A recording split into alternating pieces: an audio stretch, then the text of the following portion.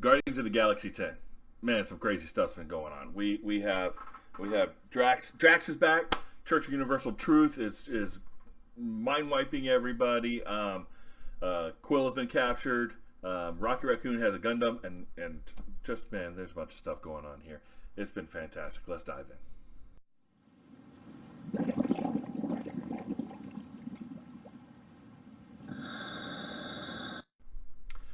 Welcome back to Long Box Diving, where we explore comics and story arcs pulled from the long box. And today we're going to be talking about Guardians of the Galaxy number 10. This has been a really good book so far. Fantastic. So, a little backstory. We have the Guardians of the Galaxy. They ran up against the Church of Universal Truth, run by Star-Lord's father. I think his name is Jason. And he's trying to create an army to wipe out death. And I believe he's bringing about an army of Draxes. Now, that crazy stuff. Right, so Groot and Moon Dragon went to find Rocket Raccoon. Rocket is dying, so he has a Gundam, which is really kind of cool. And then they have to go find, they don't have enough firepower, so they're going to go find Magus. Now, Magus is right now reborn as a young child. And so we start out with him kind of giving a little backstory of what happened. So when, after the Infinity War, he was reborn, Gamora was taking charge of him. Gamora decided that, you know, the difference of opinion and Magus is like dark past.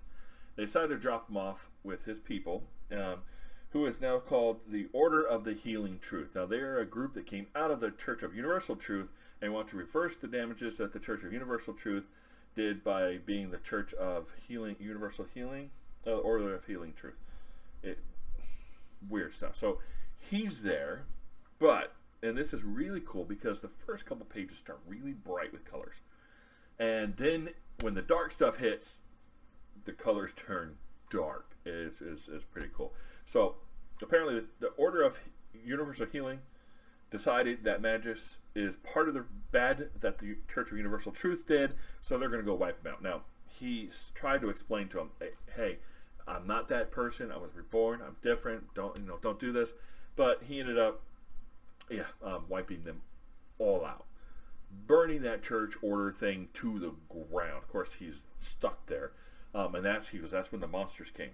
But being who he is, he made friends with monsters, and I love, he's like, so what's been going on with you guys? He's just like relating the story. Hey, this has been my weekend, I just wiped out a whole order of church and I burnt the church to the ground and now I'm best friends with monsters. Hey, what's been going on with you guys? And Rocket's like, welp. We should talk. That's been fantastic. So Rocket kind of goes over, hey, the Church of Universal Truth is back.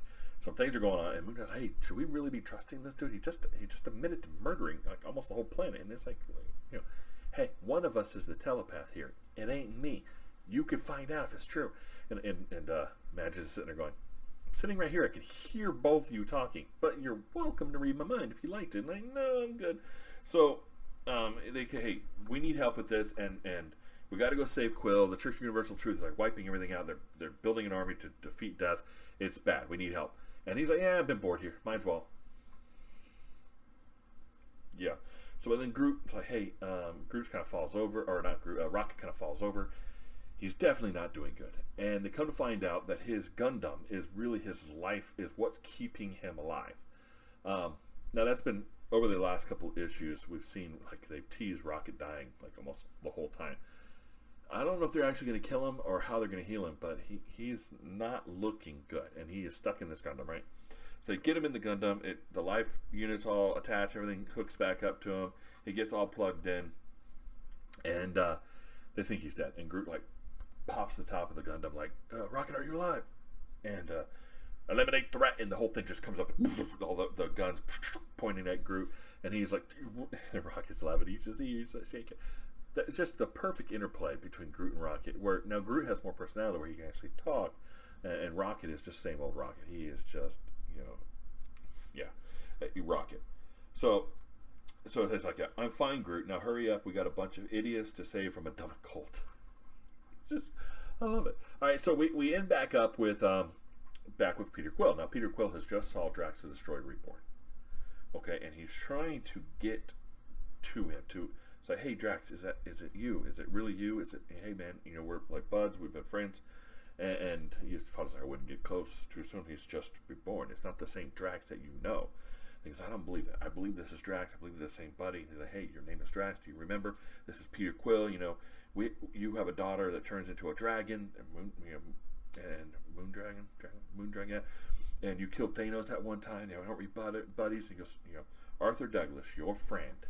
And then he grabs Peter Quill by the throat and lifts him up. We get this great panel. Is no longer alive. There is Drax the Destroyer. That is epic. And he just kind of tosses Peter Quill out into this just vast field of cocoons. And he's like, and then suddenly all of those things start hatching, and they're all Draxes. There is a huge, vast field of cocooned Draxes that are now coming up, and they're all going after Peter Quill, destroy Peter Quill, right? And they're getting him out of the leg, they're grabbing him, this and that, and Peter starts yelling, Dad, help me. And his dad looks down and goes, my children. And Peter's like, Dad, help me. Dad, no. And Peter Quill's dad says, tear him apart. Dude, now see, Donny Cates here. That right there, where a dad is willing to sacrifice his own son to kill Dad, that is just, and the Peter Quill yelling, just wow, man, come on, that is crazy, and that is hardcore. I mean, that's crazy. But then we get this piercing something. So it looks like a snarl dragon magus. It poured on, right, and then there's just, and everybody's grabbing their heads except for Peter Quill. All the Draxes are down. Peter Quill's dad is down. It's like some type of psychic thing is just ripping through everybody right now, and everybody's falling down. And the dad's like trying to get to the communication center, and he's like, who is this? And and the voice starts talking. We interrupt your daily sermon to bring you a choice. Please release our friends and go home, or prepare to be boarded and to have your minds turned to ooze that will run out your nose. Dark. Peter recognizes the voice. He goes, oh yeah. So he knows that Magus is there. Magus is like, kick butt, man. He's just going, whatever. So, Dad's like, hey, whoever you are, you just started a war. Identify yourself. And the voice says, this is the Starship Boy, over and out. And you just get the splash page where the rocket ship just crashes into the Church of Universal Truth. Drax is flying everywhere.